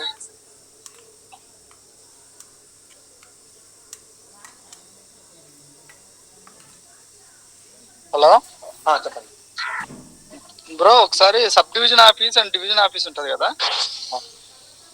అందులో ఉండే స్టాఫ్ గురించి కానీ వాళ్ళ డ్యూటీస్ గురించి కానీ, అంటే లైక్ ఎంబుక్ ఎవరు ఇష్యూ చేస్తారు అంటే అందరికి మనము డివిజన్ ఆఫీస్ వస్తే ఈ గారు అని చెప్పుకుంటాం, కానీ అక్కడ వెళ్ళేసరికి చాలా మంది ఉంటారు. అక్కడికి వెళ్ళేసరికి ఒకరు స్కూట్ని అంటారు, ఒకరు మేనేజర్ అంటారు, జూనియర్ అసిస్టెంట్ అంటారు. వాళ్ళ డ్యూటీస్ నీడ్ ఏంటి, ఎవరి దగ్గరికి వెళ్ళాలో క్లారిటీ వస్తుంది కదా. ఏమన్నా ఐడియా ఉందా? అంత నాకు ఐడియా లేదు. అంటే నేను చిన్న విషయం చెప్పండి. ఎంబుక్ ఇష్యూ చేసేది ఎన్ఆర్జిఎస్ అయితే మన డివిజన్ ఆఫీస్ నుంచి ఇష్యూ చేస్తారు, ఈ గారు ఇష్యూ చేస్తారు. ఏఈ గారు రిసీవింగ్ చేసుకున్నట్టు సంతకం పెట్టి ఏఈ గారు రిసీవ్ చేసుకుంటారు. ఇది ఎన్ఆర్జిఎస్ ఎంబుక్స్. ఎన్ఆర్జిఎస్ వర్క్స్ అన్ని కూడా ఎన్ఆర్జిఎస్ ఎంబుక్ లోనే రికార్డ్ చేయాలి. Other than NRGS M-book record చేసుకుంటే పట్టేస్తారు. ఖచ్చితంగా ఎన్ఆర్జిఎస్ వర్క్లన్నీ కూడా ఎన్ఆర్జిఎస్ స్టాంప్ ఉన్నటువంటి ఎంబుక్స్ లోనే రికార్డ్ చేయాలి. ఇది ఒక పాయింట్. రెండోది, మనం బిల్ చేసి పంపిస్తాం కదా, సపోజ్ ఎన్ఆర్జిఎస్ వర్క్స్ అనుకోండి, లేదా అబౌట్ 2 lakhs వర్క్ అనుకోండి, ఏదైనా శాంక్షన్ అయ్యి అబౌట్ 2 lakhs వర్క్ అనుకోండి, ఈ వర్క్లన్నింటినీ కూడా మనము ఈ ఆఫీస్ కి పంపించాలి. బిలో 2 lakhs వర్క్ అనుకోండి, ఏ గ్రాంట్ అయినా బిలో 2 lakhs వర్క్, ఎన్ఆర్జిఎస్ అయినా ఏ గ్రాంట్ అయినా, పంచాయతీ అయితే మనం బిలో 2 lakhs చేపిస్తున్నాము, మండల్ గ్రాంట్ కూడా మనం బిలో 2 lakhs చేస్తున్నాము. సో బిలో 2 lakhs వర్క్ ఏదైనా సరే సబ్ డివిజన్ ఆఫీస్ కి పంపిస్తాం. సబ్ డివిజన్ ఆఫీస్ లో ఈగర్ చెక్ చేస్తారు. కానీ లాస్ట్ పేమెంట్ అవి చెక్ చేయాలంటే మళ్ళీ ఈగర్ దగ్గరికి వెళ్ళాల్సిందే ఆయన బుక్. బట్ స్క్రూట్నీ కానీ పాస్ ఆర్డర్ కానీ సబ్ డివిజన్ ఆఫీస్ లోనే జరుగుతుంది. ఏది బిలో 2 lakhs అయితే, బిలో 2 lakhs ఏ బుక్ రికార్డ్ చేసినా సరే సబ్ డివిజన్ ఆఫీస్ కి పంపిస్తాను. అబౌ 2 lakhs ఏ వర్క్ చేసినా సరే డివిజన్ ఆఫీస్ కి పంపిస్తాను. డివిజన్ ఆఫీస్ లో డ్రాయింగ్ బ్రాంచ్ ఒకటి ఉంటుంది. డ్రాయింగ్ బ్రాంచ్ లో ఏఈస్ ఉంటారు. వాళ్ళు మన దగ్గర నుంచి వెళ్ళిన ఏ బుక్ ఎస్టిమేట్ ఇంకా ఏదైనా అదర్ వోచర్స్ ఇస్తే వాటన్నిటిని వాళ్ళు స్క్రూట్నీ చేస్తారు. స్క్రూట్నీ చేసి పేమెంట్ ఎవరైతే ఇస్తారో వాళ్ళకి, అంటే ఎస్టాబ్లిష్మెంట్ డిపార్ట్మెంట్ కి పంపిస్తారు. ఇప్పుడు సీనియర్ అసిస్టెంట్లు వాళ్ళు ఉంటారు కదా, వాళ్ళు ఏఈలు చెక్ చేసిన తర్వాత పేమెంట్లు వేసుకుంటారు. తర్వాత ఈగార్ దగ్గర టేబుల్ మీద పెడతారు. ఈగార్ ఎప్పుడైతే సైన్ చేస్తారో ఆ డేట్ ఆఫ్ సైన్ ఎప్పుడైతే ఉంటుందో ఆ రోజు మాత్రమే బిల్ ఆన్లైన్ చేస్తారు. ఇది ప్రాసెస్, జనరల్ గా ఓవరాల్ ప్రాసెస్. ఇది ఇంకా డెప్త్ లో ఎట్లా జరుగుతుంది అనేది మనకంత ఐడియా లేదు. మనము నెక్స్ట్ సెషన్ లో దాన్ని డీటెయిల్ గా చెప్పొచ్చు. Administrative approval, technical sanctions, list of documents to be provided, list of registers to be maintained, ఇవన్నీ డీటెయిల్స్ తోటి నెక్స్ట్ సెషన్ ప్లాన్ చేస్తామండి. అండ్ మీరు అడిగినట్టు వాళ్ళ accounts branch, drawing branch, bill process, bill step by step procedures, ఇవన్నీ కూడా మేము further sessions లో రివీల్ చేస్తూ వస్తాము. నెక్స్ట్ సెషన్ వచ్చేసి ఎంబుక్ రికార్డింగ్ మీటింగ్ ఉంటుందండి. ఇప్పుడు ఏదైతే ఎస్టిమేట్ గురించి చెప్పాడో ఎగ్జిక్యూషన్ చెప్తూ దాన్ని ఎంబుక్ లో ఎలా రికార్డ్ చేస్తాము, దానికి సంబంధించి స్టెప్ బై స్టెప్ ప్రొసీజర్స్, దాని నామ్స్, అవన్నీ నెక్స్ట్ సెషన్ లో ఉంటుంటాయి. నెక్స్ట్ సెషన్ వచ్చేసి 1 or 2 మేబీ ఇంకో వీక్ లో పెడతాము. దాని సెషన్ వచ్చేసి ఇంకా ముందే అయితే మాత్రం మీకు ఆల్రెడీ మెన్షన్ చేస్తాం గ్రూప్ లో ఈ రోజు లాగే. అండ్ ఇంకా ఎవరైనా డౌట్లు ఉంటే ఈ సెషన్ లో అడగండి, లేకుంటే మనం ఈ సెషన్ క్లోజ్ చేసుకుందాం. సూర్య, నెక్స్ట్ సెషన్లో కొంచెం ఎంబుక్ రికార్డింగ్తో పాటు బిల్స్ ఎలా పంపాలి, ఏ డాక్యుమెంట్స్ అటాచ్ చేయాలి, అది కూడా కొంచెం. ష్యూర్ అన్న, ఎంబుక్ రికార్డింగ్ తో పాటే బిల్ ప్రొసీజర్. అంటే మనము స్టార్ట్ ఒక శాంక్షన్ దగ్గర నుంచి బిల్లు బెనిఫిషరీ అకౌంట్ లో పడేంత వరకు, కాంట్రాక్టర్ అకౌంట్ లో పడేంత వరకు జరిగే ప్రొసీజర్ ని మనం మెన్షన్ చేస్తాం. Okay Surya, thank you.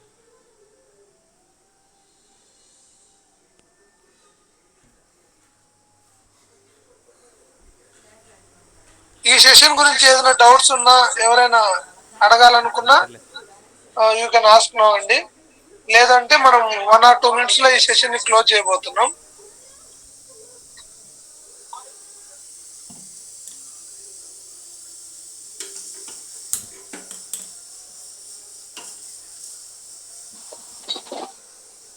Hello brother, ఈ సాఫ్ట్ కాపీస్ కొంచెం గ్రూప్ లో షేర్ చేయండి, మేము కొంచెం స్టడీ చేస్తాం.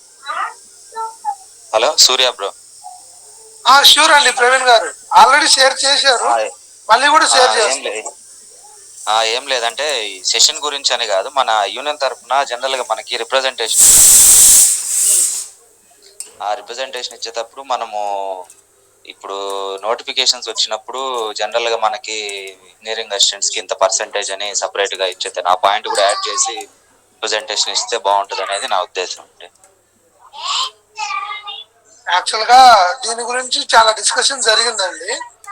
మనం డైరెక్ట్ గా ఏఈని అడుగుతున్నప్పుడు మళ్ళీ రిక్రూట్మెంట్ లో పర్సెంటేజ్ ఏంటి అనేది మనోళ్ళ లాజిక్. ఓకే, మనం అడగడమే ఏఈ అడుగు